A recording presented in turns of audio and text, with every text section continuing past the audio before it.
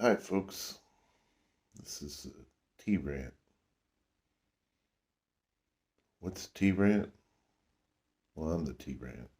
So we're going to talk about some things. I'm going to talk about things that some people may not want to hear,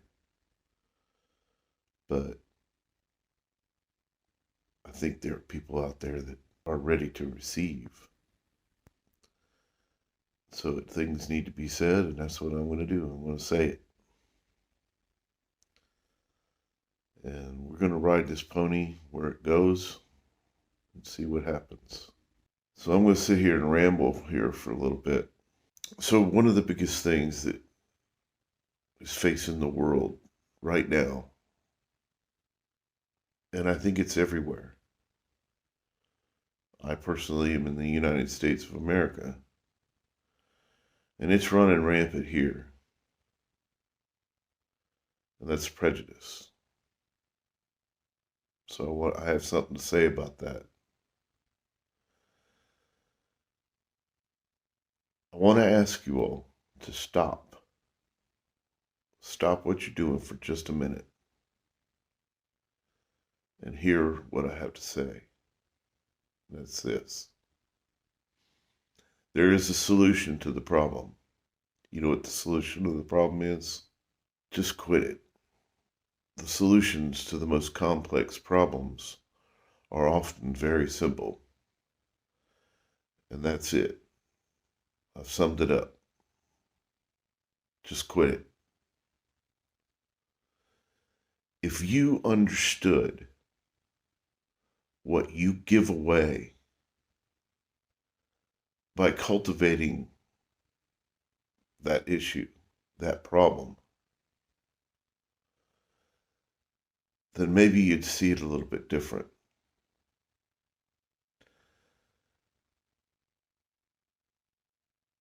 Basically, the whole crux of it is that you are allowing the very thing that you despise by participating in it. So let me give you a little bit about my background. I grew up in Ohio during the 70s.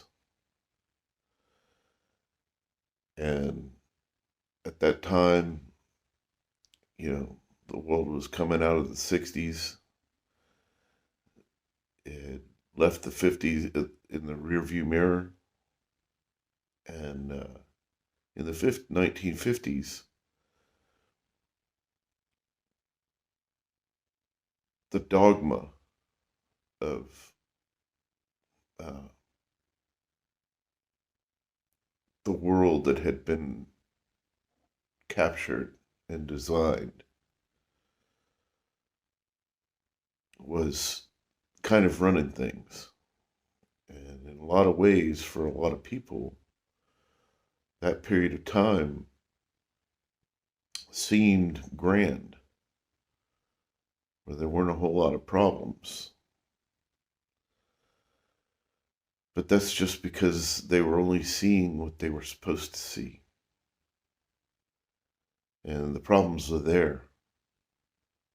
So rolling into the 60s, people began to rebel. The people that saw the problems began to rebel against status quo. And that's great. That was the start.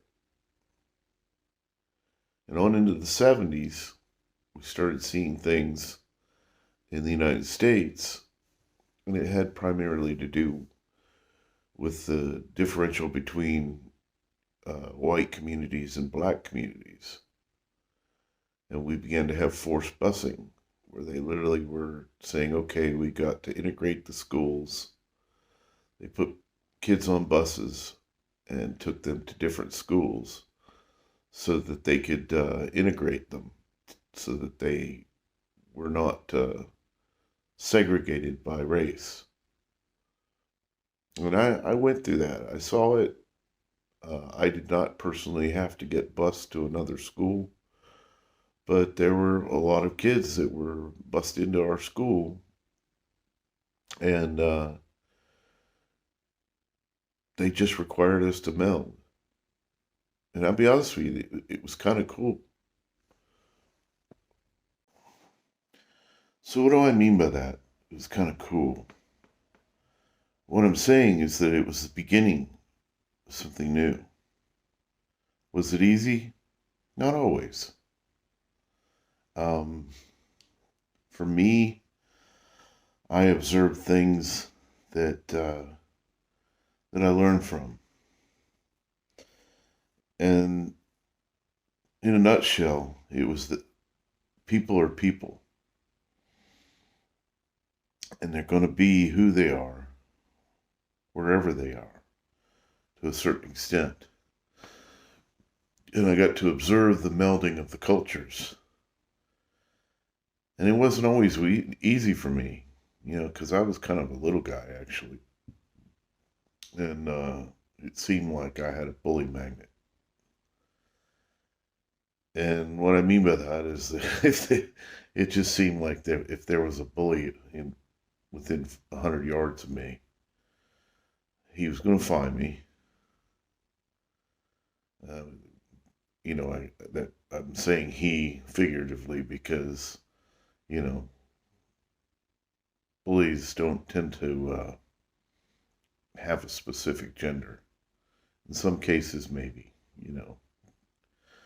but a lot of that is the byproduct of the status quo, the norm that was created of the male dominated culture, and that people had to, they tended, a guy felt like he had to be big man on campus wherever he was. If he wasn't, then he was failing. So this is the dogma that surrounds people, and it still exists. It's kind of different now, but it's obviously it still exists. So in that culture, I began to observe various things that how do I say? It was a new dynamic in that these things. Well, it was a cultural collision, and so the same things began to happen that were happening in the divided cultures, and now they were crossing. So if we want to resolve these things and not lose what is being stolen from us,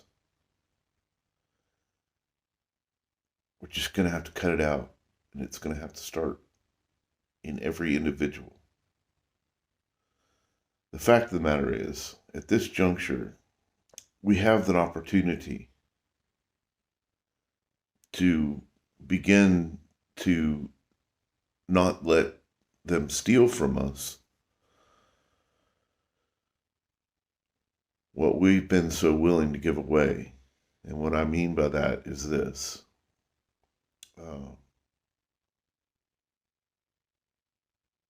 Basically, if people will focus on unity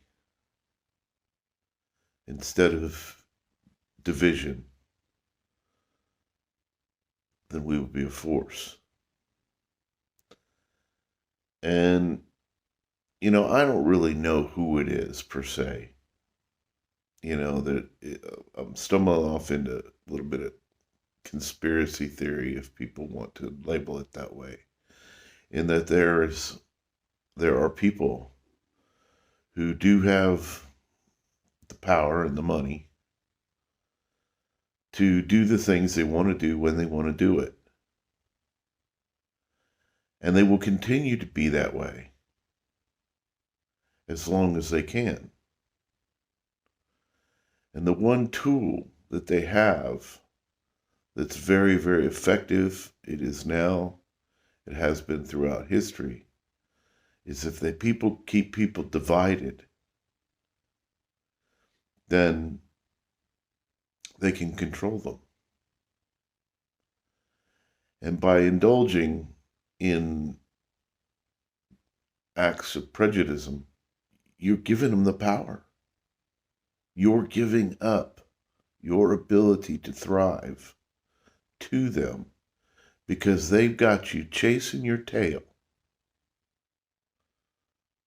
so that they can, while you're busy trying to catch that thing, they can do whatever they want to. And so when the rubber meets the road, it's your fault. It's my fault. It's whoever's fault is allowing them to do this. Now, I'm just one person.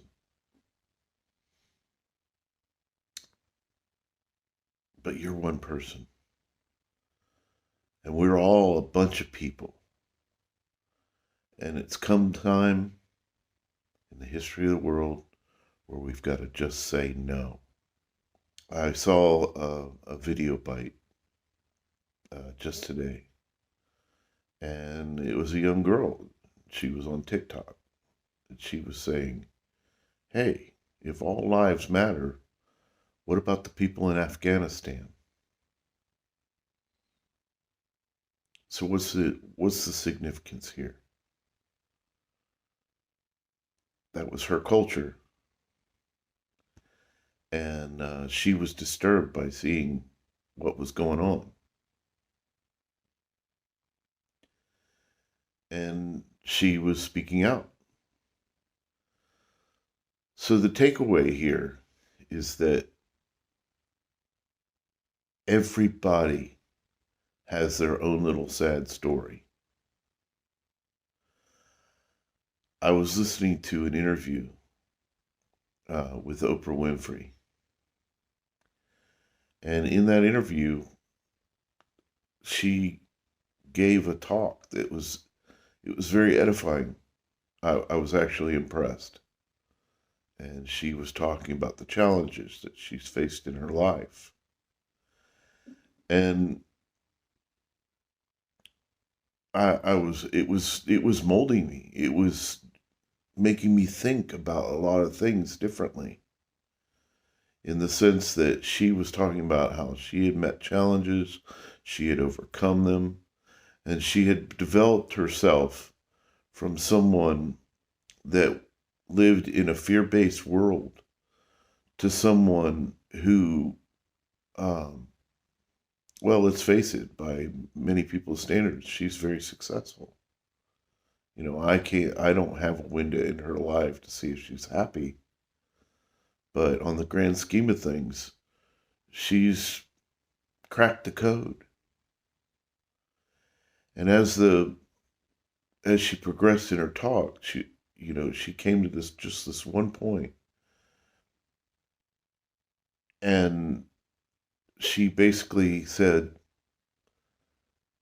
because white people don't know what it's like to be black.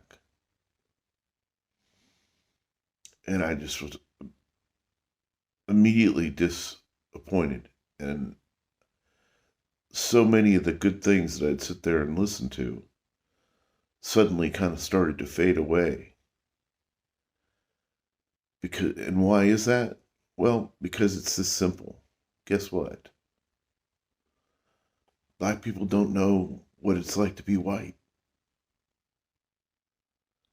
And one of the things I'm here to tell you is that everybody has their own little sad story.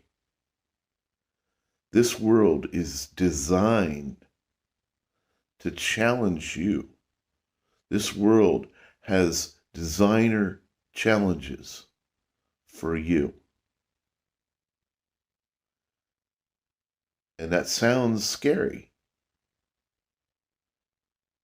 But the fact of the matter is, if she cracked the code, you can crack the code. The code can be cracked. And how do you do that? Well, I promise you, it's not by sitting around being angry. So I was listening to a talk by Tony Robbins. And in it, he said that he has found that the cure for depression can be anger. And what he meant by that is this. I said cure, but it's not really a cure, but it's a catalyst. It's a point in your life where you're going to stop sitting around and feeling sorry for yourself. You're going to begin to become active. And he said, at that point, then when you've broken them out of that place where they are, then they can begin to move forward. Well, that's what I'm saying to you. Be angry, but be angry at what's holding you back.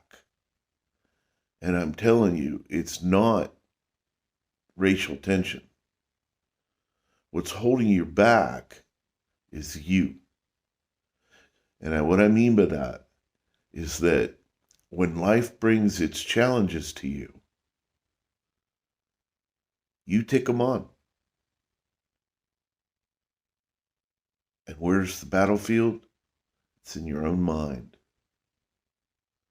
That's when you have to say to you, I'm not going to be a victim. I'm going to be a victor here. And I'm going to keep working. I'm going to keep thinking. And I'm going to keep positive. I'm going to develop positive thoughts. I'm going to turn this thing around. And when you do that, I promise you, if you do the work, your universe will change. And that's the key. Don't let your story rule you. Become the master of your own story. There have been phenomenal people throughout history who have come to understand this, and they did it. So let's talk about race for a minute. What race do you think I am? Guess what? I spent the bulk of my life being white. And a few years back, my wife and myself, my family, came to a juncture in our lives where we began to dissect everything that we had come to understand, everything we were taught. And that sent us on a journey. And in that journey, we suddenly began to look into, where did we come from? And we looked at it from many, many angles. And one day, I don't know, I was probably at work. I don't even remember exactly where I was. But it occurred to me that I had a particular blood type. I happened to know what it was. The reason I know what it was is because I spent 8.5 years in the military, and I wore it on my dog tags. And I began to think about that. So just out of curiosity, I went on the web and I looked at where people of that particular blood type tended to be. You know, I just really didn't know. Well, what did I find out? Most people who have the same blood type as I do, the highest concentration in the world is Asia. And I looked around, I looked at different ones, and there are specific geographical areas that tend to be certain blood types. I mean, this makes sense, right? Because, hey, people came from places. Well,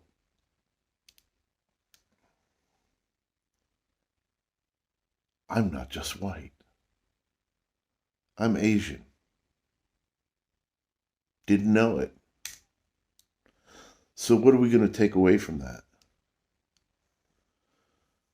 It was an interesting process. It was like an aha moment for me because one of the things when I was in the military that I noticed is that in order to cut my hair to where it would stay within regulations, it was kind of challenging.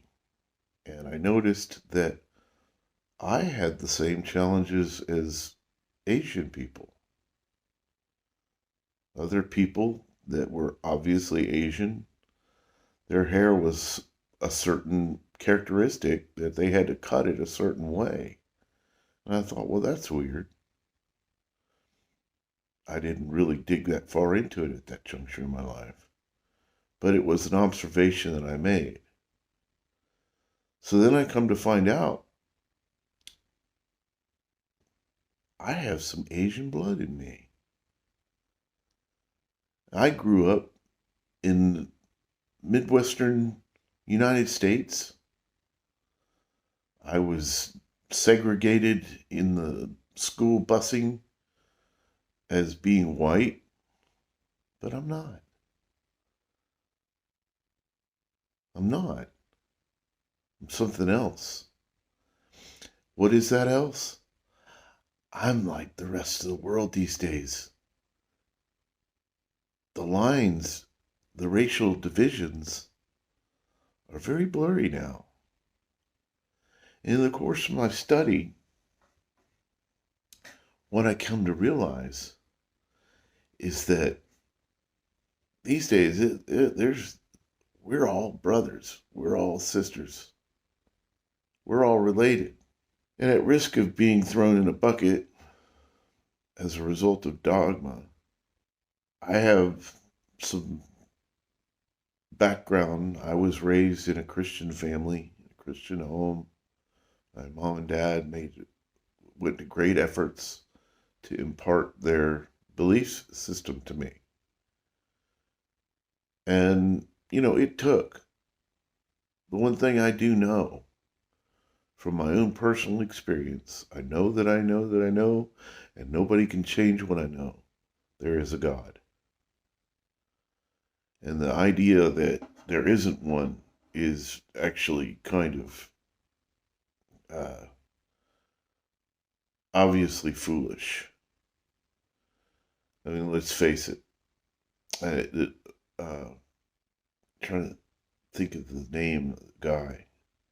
I can't think of it right now. So rather than having to trash this video, I'm going to move on. But he uh, wrote the song to help you all know who I'm talking about. He wrote the song "Mary Did You Know," the famous song that became kind of associated with Christmas. And he was he had wore a number of hats. He was a preacher. He was an evangelist. He was a singer. He was a very good singer, and he had a monologue. He actually did comedian work too, within the Christian circles, and he had a monologue that he did where in it he was saying, I don't have enough faith to be an atheist, and it was funny. We used it a lot in his comedy monologues. But let's think about it for a second. Trying to deny that there is a creative energy that has manifested everything you see. If you believe that, then you're telling me that some cosmic storm blew through a junkyard and created a space shuttle. Okay, so why am I saying space shuttle? Well, because that's a rather magnificent feat of engineering. And oh, by the way, they do exist. I've seen one. I've seen more than one. Um, I, I attended the World's Fair in New Orleans in 1984, and they had one on display. I have actually seen one piggybacked on the back of a 747, and I can't remember where it was. But I just happened to at one point look up in the sky, and there was a 747 with a space shuttle on the back of it. And so my point in that is that has come to exist. And if everything you see started from an accident, then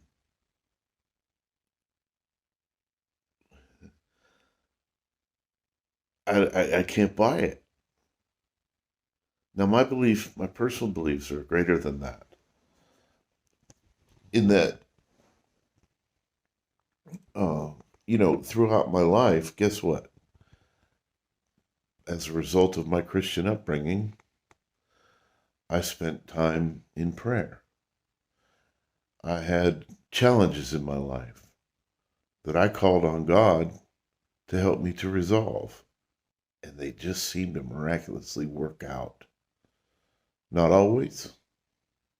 Not always the way I thought they should, but they did. And I don't really have the time right now, and I don't know if you have the interest in me sitting there trying to detail for you every single little thing that has happened, because it's too much. The long and short of it is, I came to an understanding, a faith, if you will, in knowing that there is a God and that we are all created beings. So, having said all that, I'm now going to make a reference from the Bible. That was the book that I was handed. Now, like I say, I've pondered and pondered and pondered how I was going to navigate through not getting thrown in a bucket. Oh, here we go.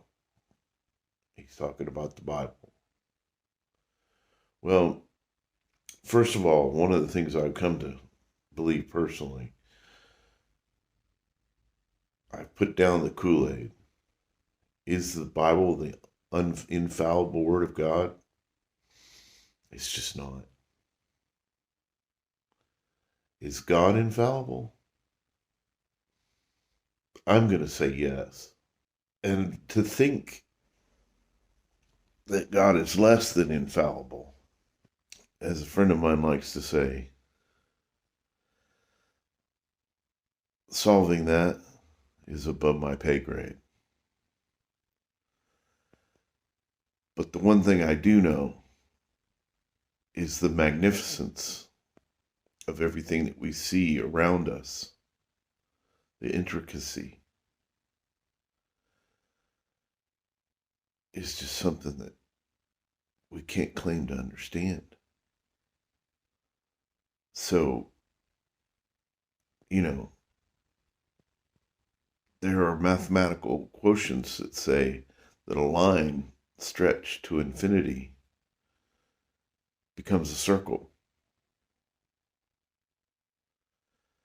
And that's pretty deep, actually, in and of itself. That's a whole nother video. But my point is this. Once upon a time, there was a man named Abraham. And he was promised that his seed would become as magnificent as the stars in the sky and the sands of the sea. Now, why am I saying this? Basically, that's a lot of people. Is that the exact number? I don't know. Maybe. You know, right there, you could dissect that for a long time to discuss whether or not the Bible itself is the infallible word of God, because if you're one of those people that believe that, then you're going to have to listen to what you're saying. That's a lot of people. And did God keep his promise or not? Well, I'm going to say this. There's a lot of people. And if you truly begin to study the information that we have with regards to the history of the world, you will begin to find that the seed of Abraham has touched every race, every culture, every color, every creed. And so, at the end of the day, we're all brothers and sisters. We're all related, one way or another. This is a complex diagram of a family tree. So for us to go around thinking that we're separate, it's just foolish. It's beyond my ability to believe. I don't have enough faith to believe that. So where I'm placing my faith is here, to allow that kind of division to govern us. And I did say govern, because somehow, some way, if you look at it, I don't know how organized or unorganized the powers that be are. They leverage that. The people that are pulling the strings, the puppet masters, are leveraging their ability to stir the pot, to divide everybody, in order to accomplish whatever the hell they want. And we let them. We all do. So right now I'm making this video, and its entire purpose is to stimulate thought. That's what T-Rant is going to be about. I just want you to think about some things. Break out of your mold. Break out of your loop. And begin to quantify the cost of being prejudiced. The cost of being prejudiced. All right. So if the T-Rant's giving you enough to think about, ponder on, or even cuss about, don't forget to like and subscribe. And if you're going to ring that bell, make sure your notifications are turned on your account, or you won't even hear them. Thanks. And we're back. There was a band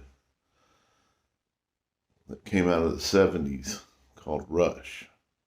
Perhaps many of you know who I'm talking about. And it pains me to talk about them in past tense. But I'm old enough now that, my interests, my heroes of my youth, they're fading. But in one of their songs, they have the lyric that says, we will pay the price, but we will not count the cost. So the question is, what are we giving away? What all are we giving away? We're giving away everything just so that we can sit around and squabble about stuff. Guess what? For all intents and purposes, whatever offenses you've endured as a result of prejudice, I didn't do it. Whatever offenses I've endured, you didn't do it.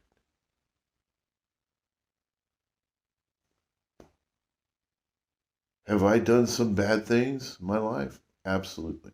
Have you? I bet you have.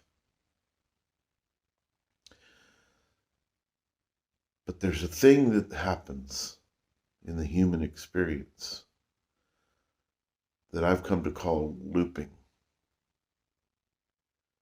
And looping is when you get in your head and you begin to ponder on negative things, and you become sucked into this vortex of negativity.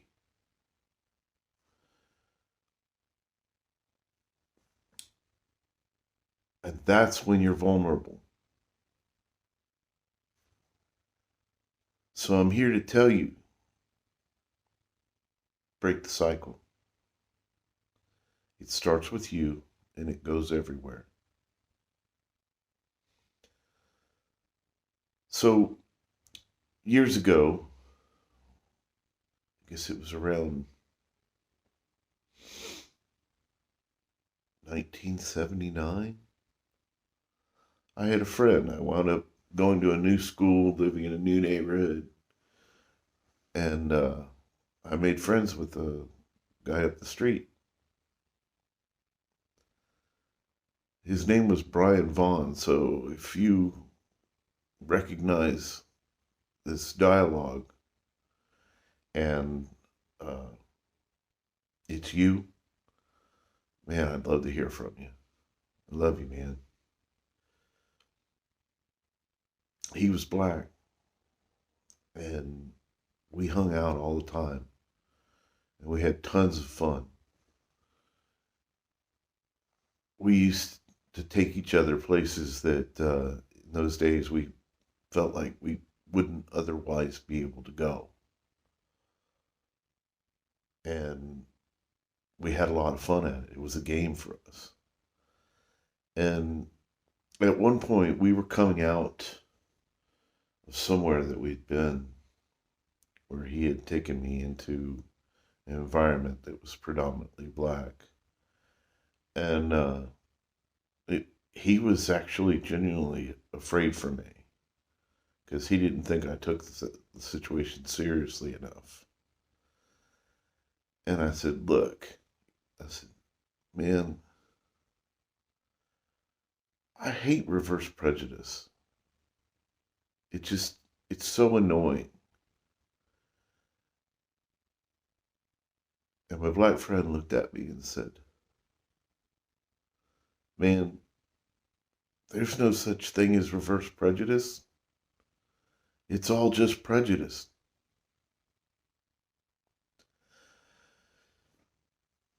And I was like, whoa, dude's right. So the point is, at some point in our lives, we all do it. But the question is, going forward, are we going to let all that nonsense rule our lives and control us and make decisions for us?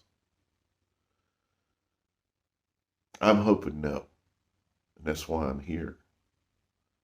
That's why I'm making this talk. Now, let's face it. Let's have a little fun for a minute.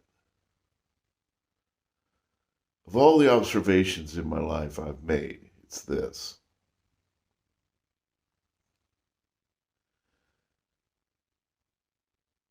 there are there are stereotypes that exist, right? You know it, I know it. And I came to this epiphany one time. One of these times I was having that inner dialogue with myself. And the epiphany I had was that stereotypes are not prejudice. They are not prejudices. Now, a prejudgment based on a stereotype is by definition prejudice. That's what prejudice means. Prejudgment. So, a prejudgment based on a stereotype is by definition prejudice. But the stereotype itself, it simply means that more than one person made the same observation. That might just be good science. Isn't that what they teach you in science class? You formulate a hypothesis based on an observation, and then you construct experiments around your hypothesis to either prove or disprove the observation. And then once you analyze the data and you say, okay, this seemed to be true and that seemed to be not true. And then suddenly they begin to label it as a fact. And the way that they test that then would be to repeat the experiments several different times. And if you begin to see a trend of getting the same result, then that becomes, by some definition, a fact. Whether they're right all the time or not, you can't really say. I mean, let's face it, the doctor always thinks he's the smartest person in the room, but they change the facts on a regular basis. They're ultimately paid to keep discovering new things, and the new things are about the old things. So, I don't know. It's kind of that's a whole nother video, isn't it? So back on subject. A stereotype might just be good science. It means that more than one person, from more than one paradigm, from one walk of life, made the same observation. So what's the big deal? People are people, you know. There are things, there are observations that can be made that, I'm not here to try to give the answer for nature versus nurture, but stereotypes exist. You know what I have to say? So what? It's all cool. Man, can't we just get along? You know? And so the point is that let's take control. Let's begin to find something to agree on. Because one of the things I've noticed, and I have done a little bit of world travel in my life, there are commonalities. There are differences in culture, and there are commonalities. And I think the biggest evidence of this is humor. People from all walks of life sit around telling the same jokes. And when someone else hears them, they're just funny. People laugh. Uh, you know, all the videos that people look at, why do they go viral? Because they stimulate emotions in people that are common. A video could not go viral unless more than one person made the same observation. There was something about it that just tickled the human experience, or it may anger them. Who knows? Any number of emotions. But guess what? What's the common denominator here? We all have emotions. So this is one of the things that I think is interesting. And we're going to wander back off into some dogma again, so to speak, in that, is there universal truth? Well, sure there is. Is there universal law? Sure there is. People say, "Oh, well, we're not under the law." And that's one of my differences with the Christian dogma. Oh, we're not under the law, aren't we? Okay, let me see. Let me think. Whoever you are, wherever you are, wherever you come from, whatever your background is, whatever your race is, color, creed, denomination, nation, if I walked up to you out of the blue and I punched you in the face, how would you feel about that? I'm going to venture to say it would probably piss you off. And in a second, you go, in your mind, dude, that was wrong.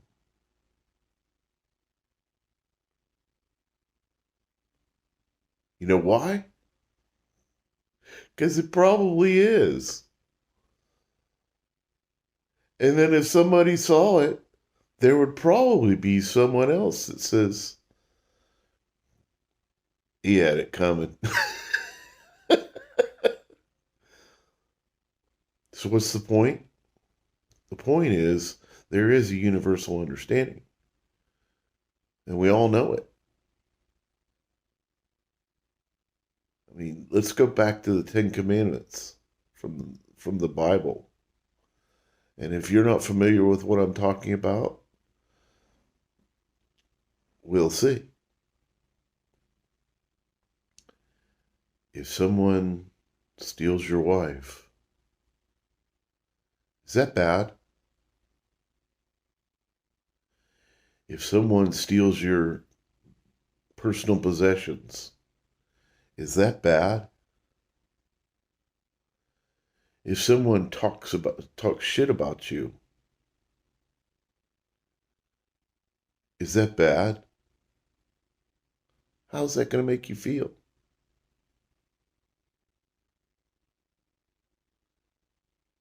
So I'm stumbling off into a whole nother video here too. But let's leverage it for this talk. The fact of the matter is, fundamentally, we're all pretty much the same. If I came into your neighborhood vandalizing, would you have a problem with that? And I don't care what neighborhood it is, where in the world.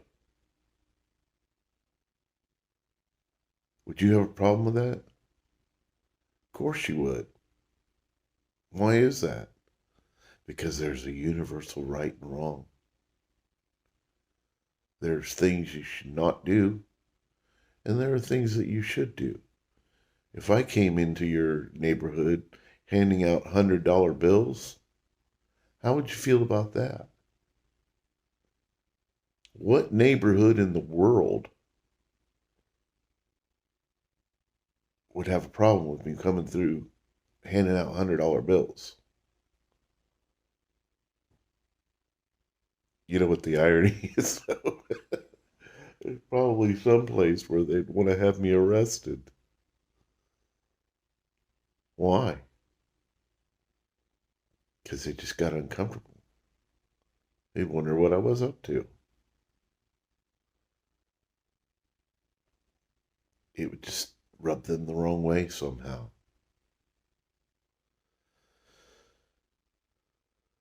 So the basic thing in all that is that there are fundamental truths,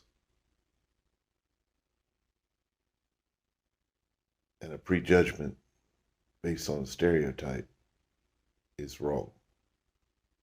Don't do it. You know, I've heard it said in a talk that I was listening to, and it is the fundamentals of branding. What I mean by branding is that you have, there are diverse numbers of, say, cars, or there is the iPhone, and there are any number of brands of Android phones.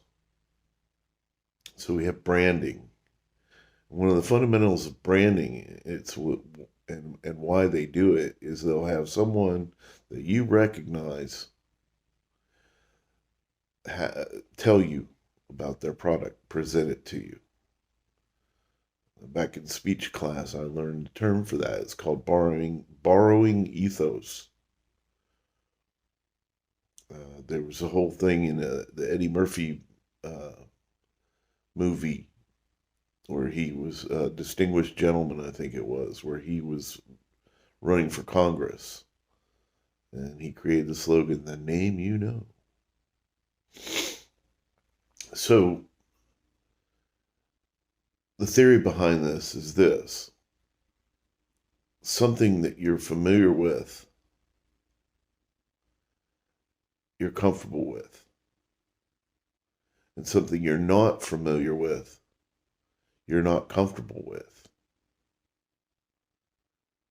So what we need to do is go meet the people. Become comfortable with them. Just mix it up. Oh, by the way, your kids are doing it. Kids these days, they don't have the boundaries that we have. We meaning, older adults, mature, the people that have come through the progress, the evolution of the melting pot of all the established divisions and separations. And I'm encouraged by this. Do your part not to mess them up. Let it happen. Let's get together. Let's find our common grounds. Let's laugh at our idiosyncrasies and move on. This is T. Ryan out.